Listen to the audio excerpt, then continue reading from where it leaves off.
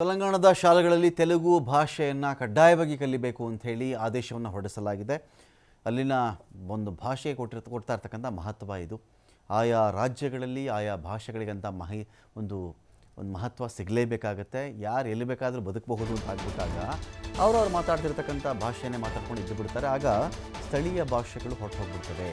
ತೆಲಂಗಾಣ ರಾಜ್ಯದಲ್ಲಿ ಇದೀಗ ತೆಲುಗು ಭಾಷೆ ಕಲಿಯುವುದು ಕಡ್ಡಾಯ ಅಂತ ಹೇಳಿ ತೆಲಂಗಾಣ ಸರ್ಕಾರ ಮಹತ್ವದ ಆದೇಶವನ್ನು ಇಲ್ಲಿ ಹೊರಡಿಸಿದೆ. 1ರಿಂದ 10ನೇ ತರಗತಿಯ ವಿದ್ಯಾರ್ಥಿಗಳಿಗೆ ತೆಲುಗುವನ್ನು ಕಡ್ಡಾಯ ಮಾಡಿದೆ ತೆಲಂಗಾಣ ಸರ್ಕಾರ.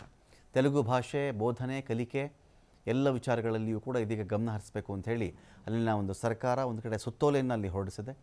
ಸೊ ತೆಲಂಗಾಣದಲ್ಲಿ 1ರಿಂದ 10ನೇ ತರಗತಿಯವರೆಗೂ ಕೂಡ CBSE ನಿರ್ವಹಣಾ ಮಂಡಳಿ ಸಭೆಯಲ್ಲಿ ನಡೆದಂಥ ನಿರ್ಧಾರ ಇದು. 2025-26 ಶೈಕ್ಷಣಿಕ ವರ್ಷದಿಂದ ತೆಲುಗುವನ್ನು ಕಡ್ಡಾಯಗೊಳಿಸಿ ಇಲ್ಲಿ ಆದೇಶವನ್ನು ಮಾಡಲಾಗಿದೆ.